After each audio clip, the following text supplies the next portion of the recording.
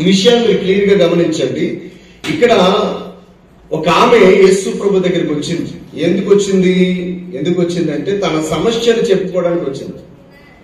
యేసు ప్రభు వారి దగ్గరికి ఎందుకు వచ్చిందంటే తన సమస్యను చెప్పుకోవడానికి. ఏంటి ఆమెకున్న సమస్య ఏంటంటే ఆమెకు ఒక కుమార్తె ఉంది. ఆమెకి ఏం పట్టిందంటే దెయ్యం పట్టింది. ఆమెకు ఒక కూతురు ఉంది. ఆ కూతురికి దురాత్మ పట్టింది.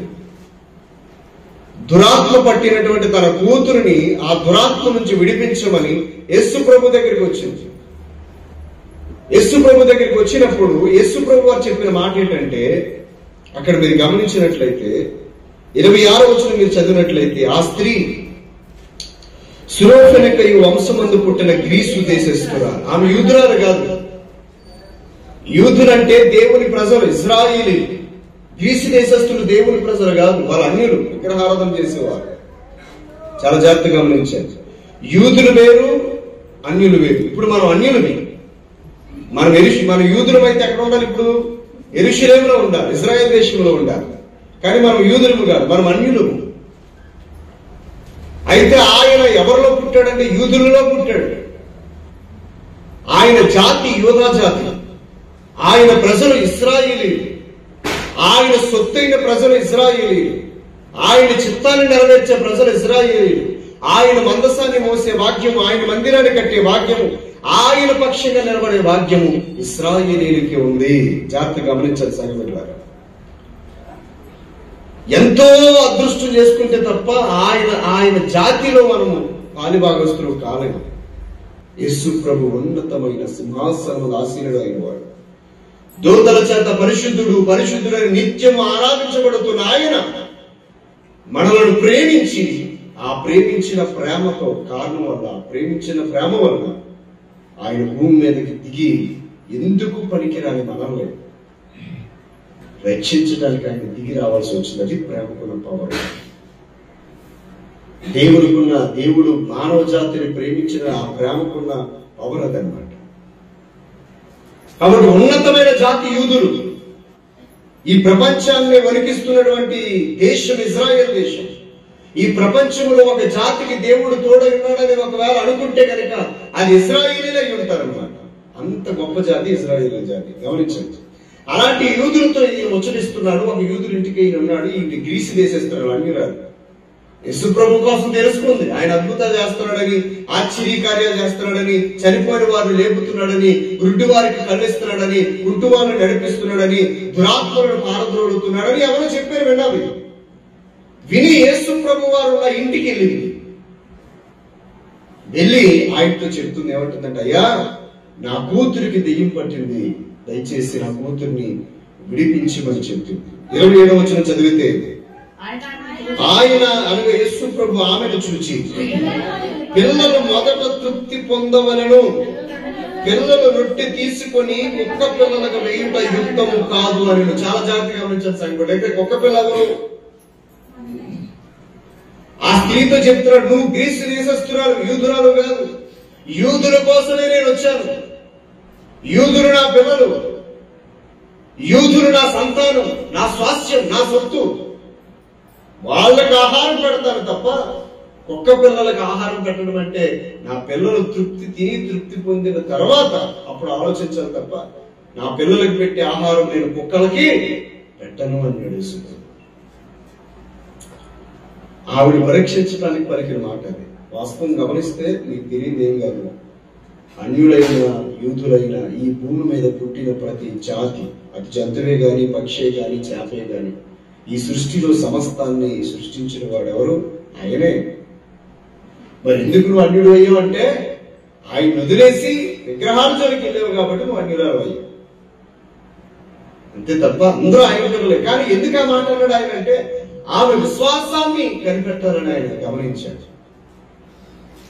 అప్పుడు ఆవిడ ఏమన్నా తెలిసింది, అందుకు ఆమె నిజమే ప్రభువా, నిజమే, నేను కుక్కనే. ఏమన్నది? ఒప్పుకుంది, నేను కుక్కనే. దైవజనుడు మిమ్మల్ని కుక్కలు తిడితే మీరు భరిస్తారా?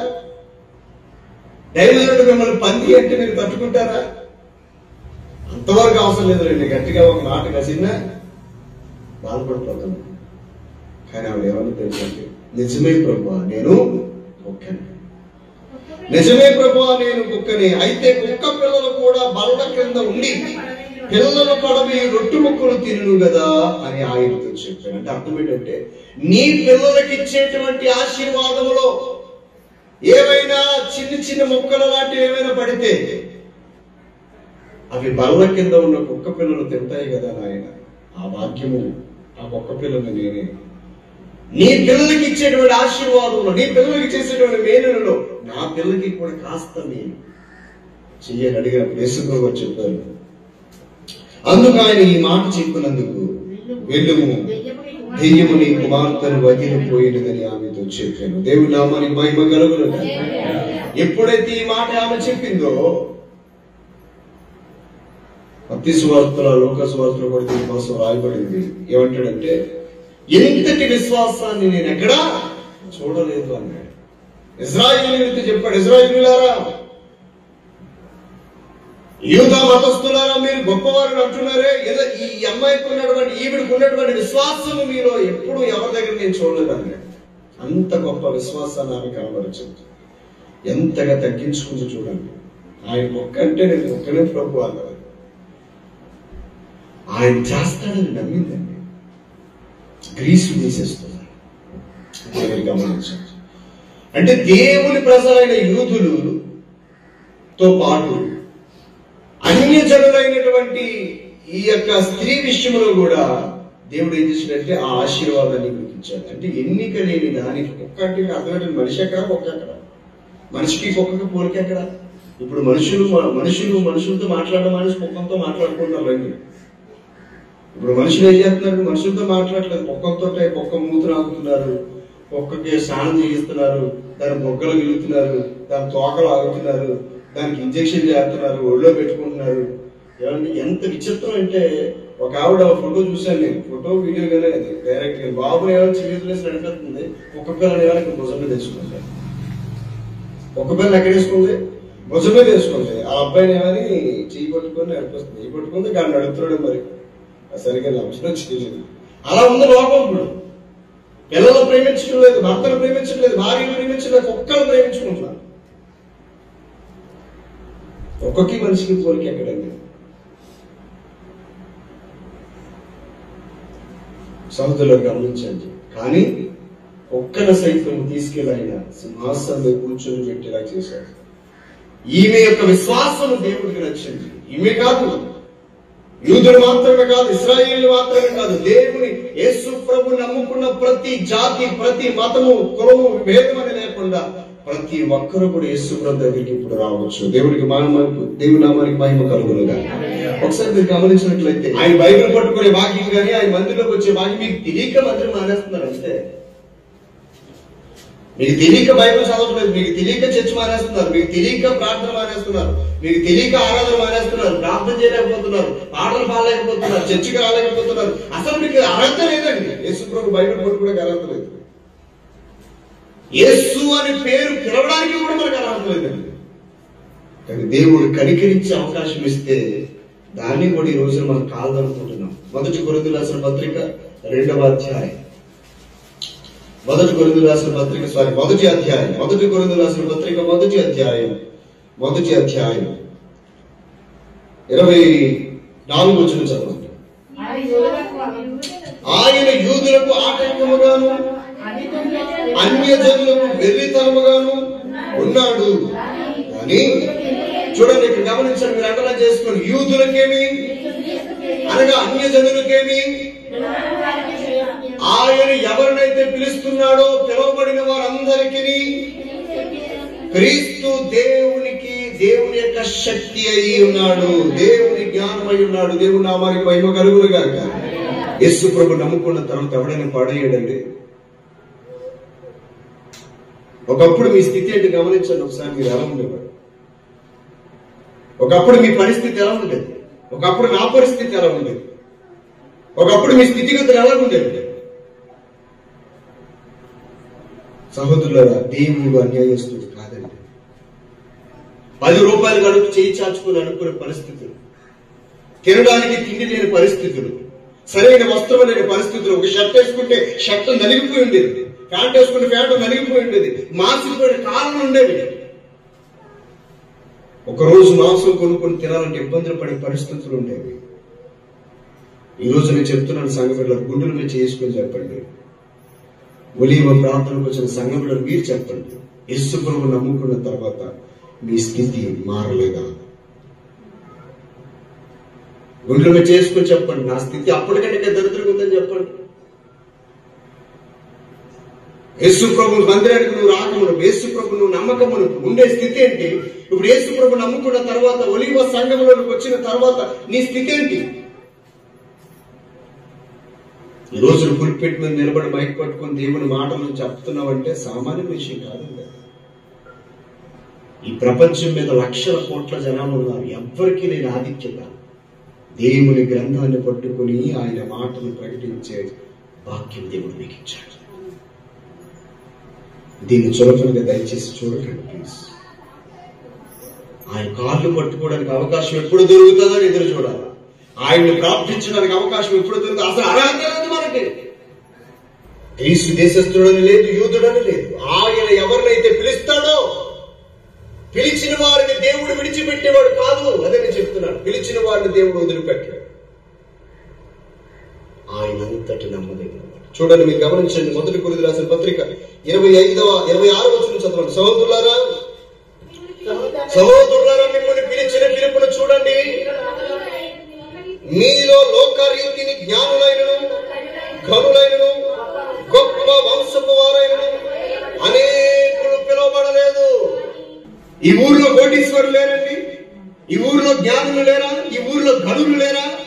కానీ వారికి భాగ్యం లేదు, దేవుని మందిరంలో గడిపే భాగ్యం లేదు. ఈ ఊర్లో 2 అంతస్తులు 3 అంతస్తులు బిల్డింగ్లు కట్టుకున్న వారు ఉన్నారు, రాజకీయంలో పదవులు పొందుకున్న వారు ఉన్నారు, ఆస్తులు భూములను సంపాదించిన వారు ఉన్నారు. వారు దేవుని మందిరంలో గడిపే భాగ్యం లేదు, వారికి యోగ్యత లేదు. వారికి ఎందుకు పనికిరి? లోకములో గనులు, లోకములో జ్ఞానులు, లోకములో గొప్పవారిని ఆయన పిలవలేదండి. మీరు గమనించినట్టు 27వ వచనం అంటాడు, ఏ శరీరము దేవుని ఎదుట, ఏ శరీరం అనగా పురుషుడైతేనేమి, స్త్రీ అయితేనేమి, పిల్లలైతేనేమి, వృద్ధులైతేనేమి, శరీరం అనగా ఏ మనిషి కూడా శరీరం కలిగినాడు ఎవడైనా సరే, ఏ శరీరము దేవుని ఎదుట అతిశయింపకుండునట్లు లోకములో జ్ఞానులు అనుకున్న వారిని సిగ్గుపరచడానికి లోకములో వెర్రి వారిని దేవుడు ఏర్పాటు చేసుకున్నాడు. దేవుడి నామానికి మహిమ కలుగునుగాక.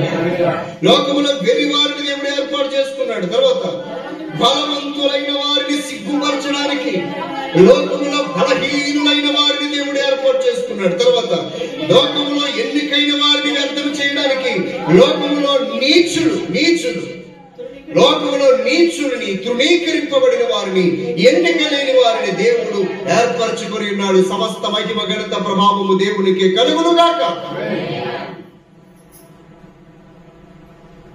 మాల, మాదిగ, రెల్లి అంటే ఒకప్పుడు ప్రపంచ భారతదేశంలోని నీచమైన కులం. తెలుసండి, నీళ్లు తాగాలంటే వాళ్ళు చెంబుతో ఎలా పోస్తే నువ్వు దోషులు పెట్టుకుని తాగాలి. ఏ చెరువులోకి వెళ్ళి నీళ్లు తాగినా నీకు రైట్స్ లేవు. ఒకవేళ చెరువులో నీళ్లు నువ్వు తాగితే కొరగాలతో కొట్టి నిన్ను రాళ్లతో కొట్టి చంపేవారు. బ్రాహ్మణులు సైతం ఒక శివాలయానికి వెళ్ళాలన్నా, ఒక దుర్గమ్మ గుడికి వెళ్ళాలన్నా, వెంకటేశ్వర గుడికి వెళ్ళాలన్నా, ఆంజనేయ స్వామి టెంపుల్కి వెళ్ళాలన్నా, ఆ దేవుళ్ళు చూడాలన్నా, ఆ టెంపుల్లో మీరు వెళ్ళాలన్నా మెట్లు కూడా తొక్కడానికి వీల్లేదు. మీరు నీళ్లు కూడా పైన వేయాలి. ఒకవేళ మీరు ఎక్కడైనా హోటల్కి వెళ్తే ఆ హోటల్లో కూడా కాపులకి ప్లేట్లు ఇస్తారు, ఎలవలకి ప్లేట్లు ఇస్తారు, రాజులకి ప్లేట్లు ఇస్తారు. మీకు ప్లేట్లు ఎవరు? పేపర్లు ఇస్తారు, ఆకులు ఇస్తే. ఇప్పటికీ కొన్ని హోటళ్ళు అలాగే ఉన్నాయి. హోటల్ పేరు కూడా పెడతారు, రాజుల భోజనం, రాజుల హోటల్ అని. తెలుసండి, ఇప్పటికీ కూడా కొన్ని హోటల్స్ మీరు చూస్తాం అలాంటి పేరు. అంత నీచంగా, నీచంగా మనల్ని ఇచ్చేవారండి. అలాంటి స్థితిలోనే అంబేద్కర్ లేచారు. వీధి చదువుకోవడానికి అవకాశం ఇవ్వకపోతే వీధి దీపాల దగ్గర, వీధి లైట్ల దగ్గర చదువుకున్నాడు. వీధి లైట్ దగ్గర కూర్చొని చదువుకున్నాడు. ఆ వీధి లైట్లు కూడా కరెంట్ లేకపోతే ఇంట్లో దీపం వెలిగించి చదివాడు కష్టపడి. చదివే మనిషి తలరాతను మారుస్తుంది అంటాడు. అందుకని ఈ రోజున అబ్బాయిలు చదువుని చాలా చిన్నచూపు చూస్తున్నారు. చదువుని చిన్నచూపు చూస్తున్నారు. ఈ రోజున అంబేద్కర్ రాజ్యాంగాన్ని రాయగలిగాడు అంటే ఆయన పెద్ద పెద్ద చదువులు చదువుకోగలిగాడు కాబట్టి దేశాన్ని శాసించగలిగాడు. చదువు లేకపోతే నువ్వు ఎందుకు పనికిరావు?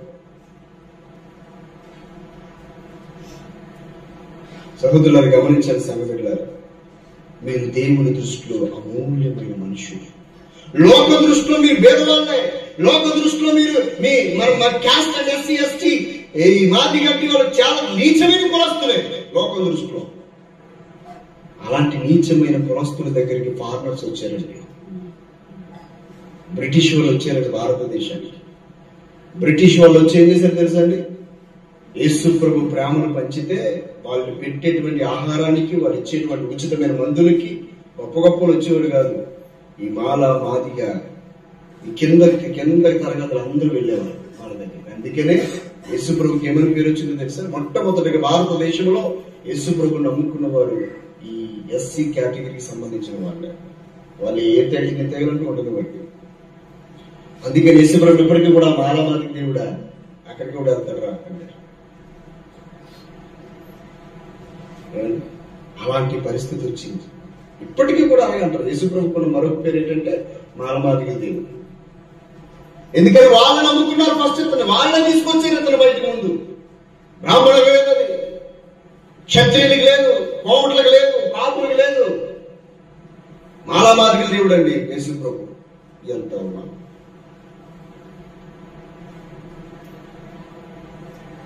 అంత గొప్ప దేవుడు మనల్ని పిలుచుకోవడం వల్ల అన్ని అవమానాలు పొందాడండి. ఈ రోజున ఎలా ఉంది తెలిసిన పరిస్థితి?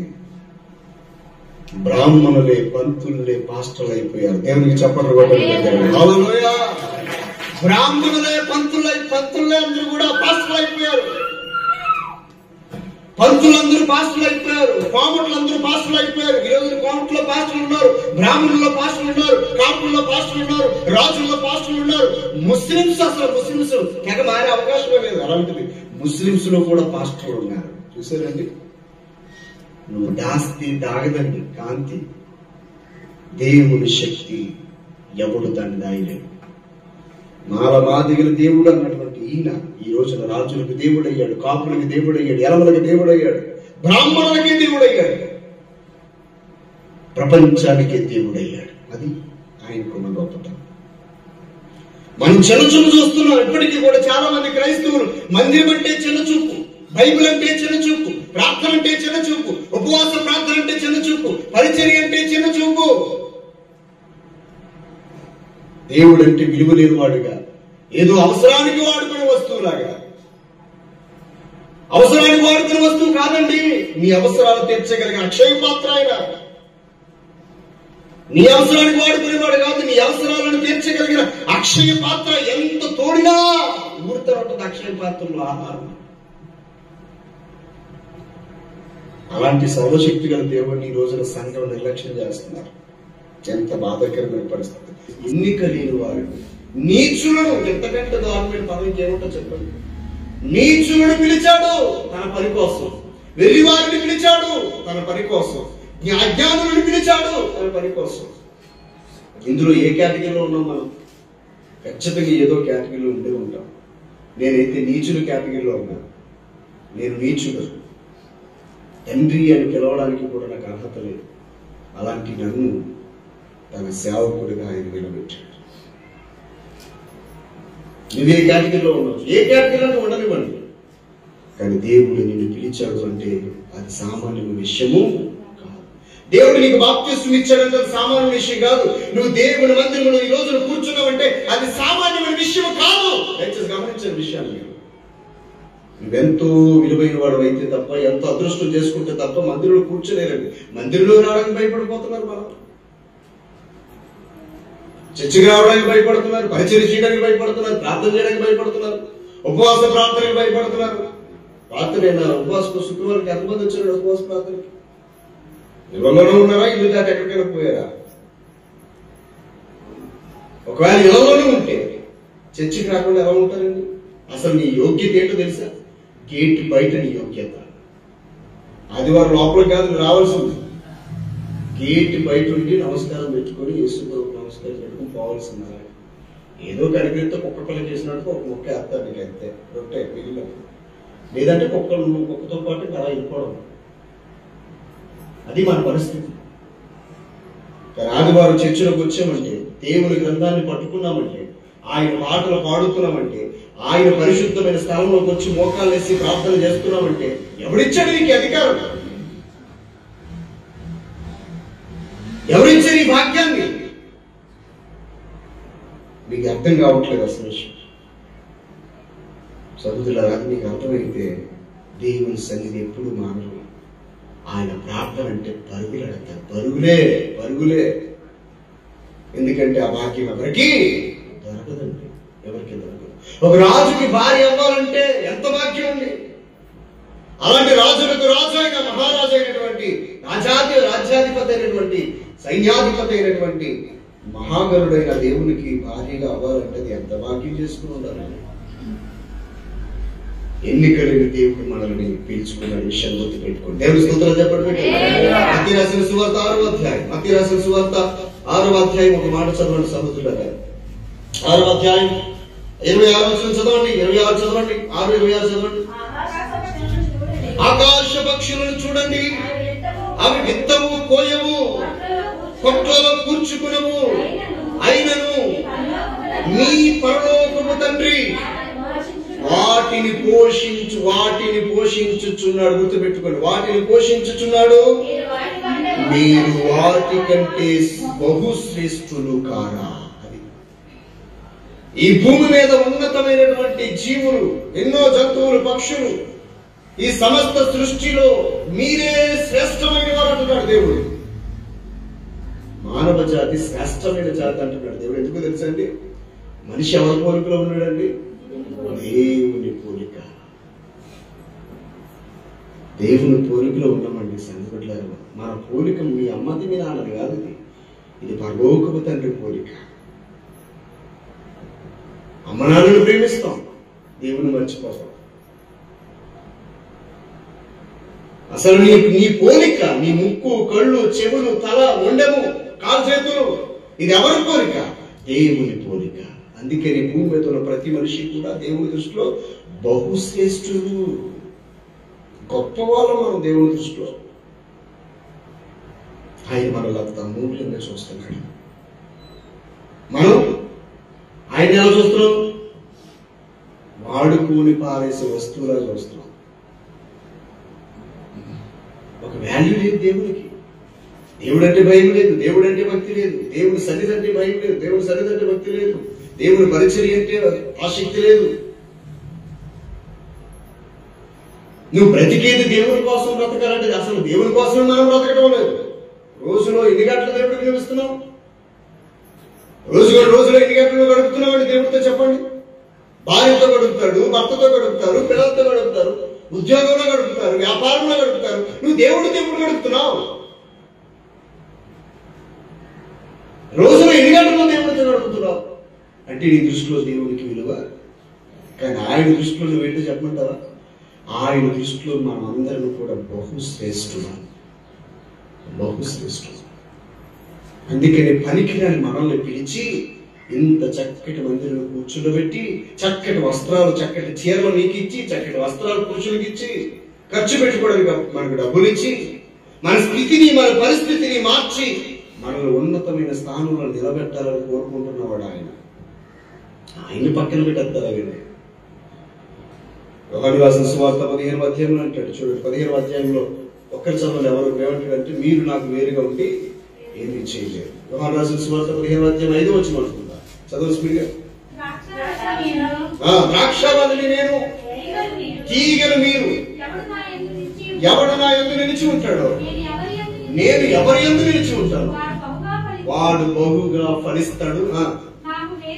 చూడండి, నాకు మీరు వేరుగా ఉండి ఏం చేయలేరు సంగమా.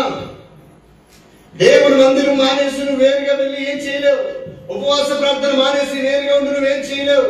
ఆ రోజు ఉపవాస ప్రార్థనకు రాకుండా ఇంటి దగ్గర ఏదైనా పనులు చక్క పెట్టుకుంటున్నారేమో, ఆదివారం ఆరాధన రాకుండా ఏమైనా పనులు చక్క పెట్టుకుంటున్నారేమో, పరిచర్య చేయకుండా ఏమైనా పనులు చక్క పెట్టుకుంటున్నారేమో. నువ్వు ఆయనకు దూరంగా వెళ్ళిపోయి ఏమీ చేయలేవు. ఏదైనా చెయ్యాలంటే, ఏదైనా సాధించాలంటే ఆయనకి దగ్గరగా ఉండాలి. అదేంటని అంబానీ మరి 16 లక్షల కోట్లు ఆస్తిని సంపాదించాడు కదా దేవుడికి వేరుగా ఉండి. ఏం ప్రయోజనం? అంబానీ 16 లక్షల కోట్ల ఆస్తిని సంపాదించాడు. ఏంటి ప్రయోజనం? దేవుడికి వేరుగా ఉండి ఏం ప్రయోజనం? భార్యాభర్తలతో కరకాలం సంతోషంగా ఉండగలుగుతున్నాడా? తన చిన్న కొడుకును బ్రతికించగలుగుతున్నాడా? ఏ ప్రయోజనం ఉంది డబ్బుతో? డబ్బుని సంపాదించగలవు, కానీ డబ్బుతో సంతోషాన్ని కొనలేవు. నువ్వు కొనాలన్న సంతోషం దొరకదు నీకు. ఎక్కడ ఆ సంతోషం ఎవరిలో ఉందో తెలుసా? యేసయ్యలో ఉంది. కానీ ఈ రోజున ప్రజలు డబ్బుని సంపాదించాలని పరుగులెడుతున్నారు, డబ్బులు సంపాదిస్తున్నారు, మనశ్శాంతి లేకుండా చనిపోతున్నారు. కానీ బీదవాడు తక్కువగా తినడను, వాడు దేవుని కలిగి ఉంటే వాడు బహు సంతోషంగా బ్రతుకుతున్నాడు. ఇక్కడ ప్రశ్న ఏంటంటే, నువ్వు దేవునికి వేరుగా ఉండి ఏమి సాధించలేవు.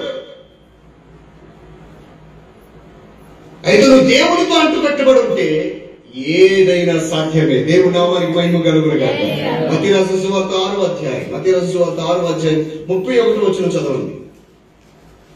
31 వచనం చదవండి. కాబట్టి నా ప్రియమైనటువంటి అజ్ఞానులారా, తర్వాత బలహీనులారా, నీచులారా, ఎన్నిక లేని వారులారా, దేవుడు మిమ్మల్ని పిలుచుకున్నాడు కనుక మీరు చింతించవలసిన పని లేదు. ఇక్కడ మీరు గమనించండి. ఏమి తిందుమా, ఏమి త్రాగుదుమా, ఏమి ధరించుకుందుమా, ఎందుకండి చింత? ఎందుకు నీకు చింత? ఏమి ధరించుకుందుమా, ఏమి త్రాగుదుమా, ఏమి తిందుమా, ఎందుకండి చింత? చింతించవలసిన పని లేదండి. పిలిచిన వాడు నమ్మదగిన దేవుడు. పిలిచిన వాడు నమ్మదగిన దేవుడు. ఎందుకు చింతిస్తున్నావు? సహోదరులారా, ఇక్కడ అద్భుతమైన మాట రాయబడింది, మీరు గమనించండి.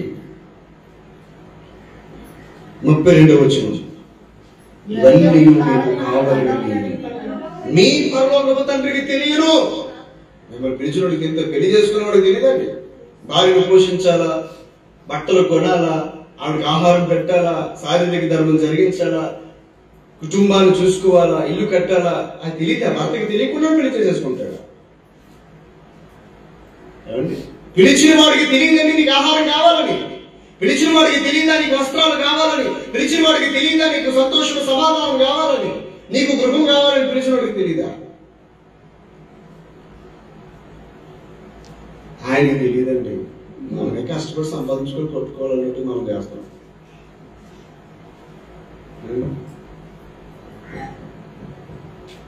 అలాంటి పరిస్థితి. నా ప్రియులారా, చెప్తున్నాను, నువ్వు దేవునికి ఎంత దగ్గరగా ఉంటావో నీ అవసరాలు అంతగా అద్భుతంగా తీర్చబడతా ఉంటాయి. వస్త్రం కావాలని ఆయనకు తెలుసు, ఆహారం కావాలని ఆయనకు తెలుసు, నీకు అప్పులు ఉన్నాయని తెలుసు, నీ సమస్యలు ఉన్నాయని తెలుసు, నీ రోగం ఉన్నాయని తెలుసు, అన్నీ తెలుసు ఆయనకి.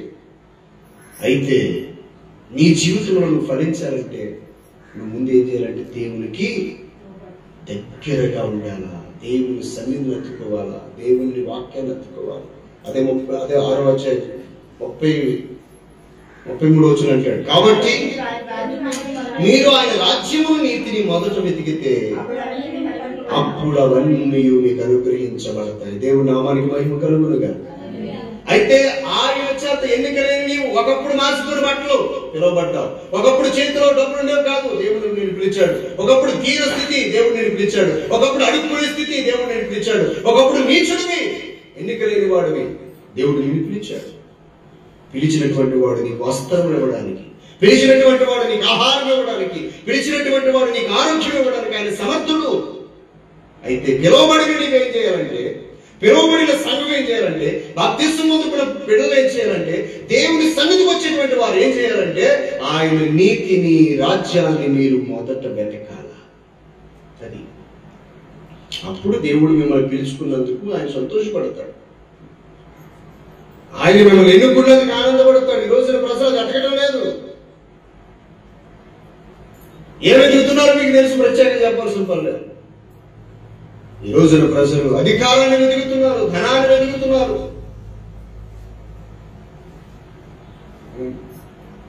అస్సలు పరిస్థితులు ఏం బాగలేదు.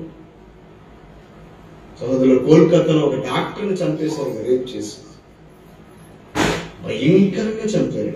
ఇంత దారుణమైన మనుషులు ఉంటారో భూమి మీద అనిపిస్తా ఉంటారు. ఎంతో చదువుకుని డాక్టర్ ఈ ప్రయోజకురాలుగా మార్చబడి పెళ్లి చేసుకుని పిల్లలకి కానీ వృద్ధాప్యంలో మమ్మల్ని చూస్తుందని అనుకుంటారు కదండి తల్లిదండ్రులు. అందుకే కదా అంత గొప్ప చదువు చదివిస్తారు. ఆ ట్రైనింగ్ పూర్తయింది ఆమె డాక్టరే, గవర్నమెంట్ డాక్టర్. కానీ ట్రైనింగ్ పీరియడ్ లోనే ఆమెను చంపడంలో కూడా చాలా దారుణంగా చంపారు. కాళ్ళు ఇలా 90 యాంగిల్స్ తీసేసారు. కాళ్ళ బట్టి కూడా తొక్కొచ్చేస్తుంది. అంత దారుణంగా కాళ్ళు ఇచ్చేసారు, ముఖం తొక్కేశారు, కేకులు అదివేశారు, బీభత్సంగా చంపారండి. ఒకవేళ రాజకీయ నాయకులు అండ చూసుకొని వాళ్ళు తప్పించుకున్నా దేవుని చేతి నుంచి తప్పించుకోవడం అసాధ్యం. దేవునికి స్తోత్రం కలుగుతుంది. మీకు ఉదాహరణ ఒక మాట చెప్తాను, మీకు అర్థం అవడం కోసం చెప్పి నేను ముగిస్తాను. నాబోతు అనేటువంటి పేదవాడు ఉన్నాడు. యాహాబు రాజు దాన్ని దృష్టి పెట్టాడు. ఏంటమ్మా అప్పుడేమైంది? అడిగాడు రాజు వెళ్ళి అడిగాడు, నీ ద్రాక్షతో నాకు కావాలని అడిగితే ఏమన్నాడు, నేను ఇవ్వనండి, నా ప్రాణం కంటే ఎక్కువగా నా పిల్లలతో సమానంగా దాన్ని నేను పెంచుకుంటున్నాను, నాకు ఉన్నది అదొకటే, నేను ఇవ్వను. ఇంటికి వెళ్ళి ఏడుస్తున్నాడు రాజు. మరి అన్యాయంగా ఎవరి దగ్గర తీసుకోలేం కదా. ఇంటికి వెళ్ళి ఏడుస్తూ ఉంటే అలా ఆవిడన్నది, ఆడదాదా ఎందుకు ఏడుస్తున్నావు? ఆడది ఏడ్చిందంటే ఒక అర్థం ఉంటుంది. మగడు ఎందుకు ఏడుస్తున్నావు? యూదులకు ఒక అలవాటు ఉంది, మగాళ్ళకే. ఆడవాళ్ళు ఏడుస్తారు కానీ మగాళ్ళకు ఒక అలవాటు ఏంటంటే ఏదైనా కష్టం వచ్చిందంటే దేవుడి దగ్గర ఏడ్చేస్తారంట యూదులు. ఏ కష్టం వచ్చినా సరే, ఆడు మహారాజు అయినా సరే, యూదుడు ఏం చేస్తాడో తెలుసండి, వాడు మహారాజు స్థానంలో ఉన్నా సరే ఏదైనా నష్టం కానీ కష్టం కానీ వచ్చిందంటే పరిగెత్తుకొని మందిరంలోకి వెళ్ళిపోయి, లేకపోతే గోడ వైపు తిరిగి కన్నీరు కార్చి దేవుని బతుకులనుకుంటారు. మగాళ్ళు ఏడుతారు, ఘోరంగా ఏడుతారు మగాళ్ళు. అందుకని అతడు యూదుడు కాబట్టి ఏడుతున్నాడు, అన్యాయం చేయలేక. ఆవిడ యూదురాలు కాదు, ఏమండి ఆవిడ అన్యురాలు, యెజబెల్. ఏమంటో తెలుసా, నేను ఎందుకు ఏడుస్తున్నావు? ఆ ద్రాక్షతో నీకు కావాలి అంతే కదా, నాకు వదిలే అని చెప్పి అబద్ధం ఆడడం కొంతమంది తీసుకుని వచ్చి అతను చంపించేసి, అతను దేవుడు దూషించడం వల్లే అతను చంపేవారు అబద్ధాల సాక్ష్యాలు రప్పించి అతను చంపించేసి. ఈ రోజు శ్లోకం అలాగే జరుగుతుంది, గమనిస్తున్నారా? డాక్టర్ ఉంది, చనిపోయిన కోల్కతా డాక్టర్ ఉంది, అసలు చంపిన నేరస్తుని దాయడానికి ఇంకొకరు మధ్యలో పెట్టారు, ఆడికి మొదలు నేను పెట్టారు. మరి నువ్వే చంపమని చంపరా, ఆ శిక్ష నుంచి ఆయన తప్పించాలని చెప్పేసి ఆ కాలేజీ ప్రిన్సిపాల్ని కాపాడాలనుకుంటున్నారు, ఆ కాలేజీ డాక్టర్ని కాపాడాలనుకుంటున్నారు. ఏంటండి ఇది పరిస్థితి? తప్పు చేసిన కాపాడడం ఏంటండి? వాళ్ళు తప్పు చేసిన సామాన్యం తప్పు. అది 2 కాళ్ళు మొత్తం సెట్లతో ఇచ్చేసారండి ఆ అమ్మాయిని. చాలా దారుణంగా హింసించి చంపారండి. అలాంటి వాళ్ళు ఎలా వదిలేస్తారండి? తప్పుడు సాక్ష్యాలు పుట్టించి తప్పుడు మనుషుల మధ్యలోకి ఎంటర్ చేసి అసలైన వారిని కాపాడాలని. నేను వార్తలంతా డైరెక్ట్ గా అసలు ప్రభుత్వం ప్రజలకు అండగా ఉండాలి. అలాంటిది ప్రభుత్వమే హంతకులు సపోర్ట్ చేస్తే కంచే చేరి వేస్తే ఎవరికి చెప్పుకోవాలండి? ఈరోజు ఆహాబు పరిస్థితి కూడా అలాగే ఉంది, కంచే చేరి వేసేటట్లుగా. బీదవాడు యొక్క ద్రాక్ష తోటను తీసుకున్నారు, మొత్తాన్ని తీసేసుకున్నారు, అని చంపేశారు, సమాధి చేసేసారు, తీసేసుకున్నారు. అంత కామైపోయిందని అనుకున్నారు, కానీ దేవుడు మాట్లాడటం మొదలు పెట్టాడు. గట్టిగా చప్పట్లు కొట్టాడు. అందుకనే దేవుడు చెప్తున్నాడు, మనుష్యులు వదిలినా ఆయన వదిలిపెట్టే ప్రసక్తి లేదు. మీరు గమనించారు, అంత దారుణమైన పని చేసినటువంటి ఆ యెజబెల్ యొక్క రక్తాన్ని కుక్కలు నాకేలా చేశాడు దేవుడు. ఆయనకి మహిమ కలుగును. వదిలిపెట్టాడు, ఎవరిని వదిలిపెట్టాడు. ఆయన పిల్లల జోలికి వస్తే ఎవరిని వదలడు. అంత బీదవాడైనా సరే, బీదోడే కదా, ఆడేం చేస్తాడో లాగేసుకున్నారు.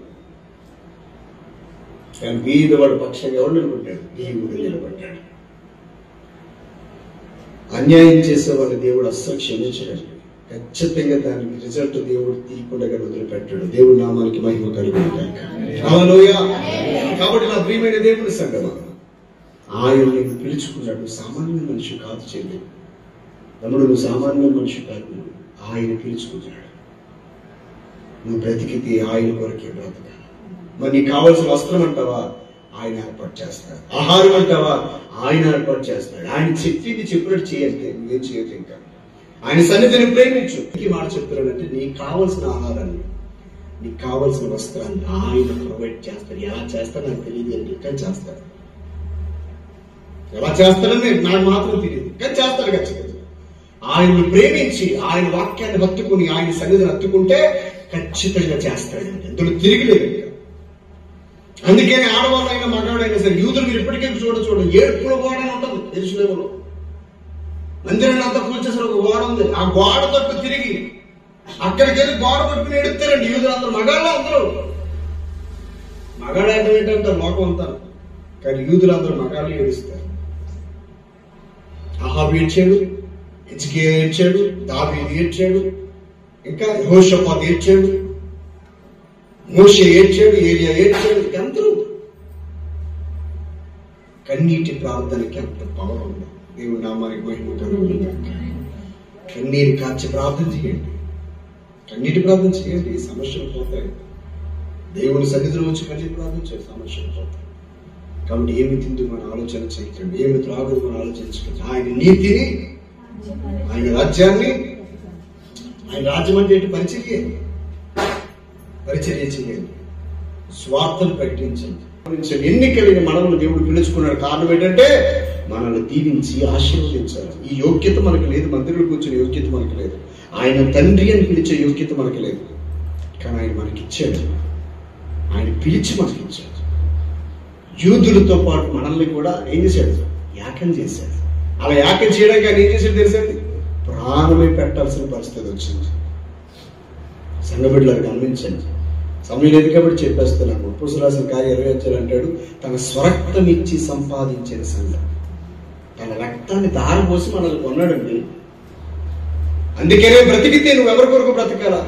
దేవుని కొరకు బ్రతకాలి. అది అసలు సంగతి. అలా కూడా మీరు దేవుని కొరకు బ్రతికి దేవుని సన్నిధిని ప్రేమిస్తే మీకు కావలసిన ఆహారము, వస్త్రము, సమస్తము కూడా ఆయన మీకు సమకూర్చు ఆశీర్వదిస్తారు. ఒకవేళ సమస్య ఏదైనా వస్తే యూదుల వలె కన్నీరు కార్చి దేవుని సన్నిధిని మోకరించి ప్రార్థన చేస్తే ఎంతటి కొండ లాంటి సమస్యనైనా ఆయన పరిష్కరించడానికి సామర్థ్యము కలిగిన దేవుడు. ఒకవేళ రాజకీయ నాయకులు కానీ అధికారులు కానీ నీకు అన్యాయం చేస్తే, నువ్వు అన్యాయించబడితే, నువ్వు మోసపోతే, నువ్వు దోచుకొనబడితే, నీ పక్షంగా నా దేవుడు నిలబడతాడు. అంత శక్తి కలిగిన దేవుడిని కనుగొని ఇంకెందుకంటే దేవుడికి దూరంగా ఉంటారు? దేవుని సన్నిధికి ఎందుకు దూరంగా ఉంటారండి? ఉండి ఒకవేళ ఏం సాధిస్తారండి? దేవుని సన్నిధికి దూరం ఉండి ఏం సాధిస్తాం? దయచేసి క్రమం తప్పకుండా మందిరానికి రండి, ఉపవాస ప్రార్థనలో గడపండి. ఏదైనా పరిచర్య చేయడానికి అవకాశం వస్తే పులిలాగా పరిచర్య చేయడానికి పులిలాగా దూకాలి. దేవుని పని తప్ప ఇంకేముందని మనకి? ఆయన పని చేసిన తర్వాతే మనకి పని.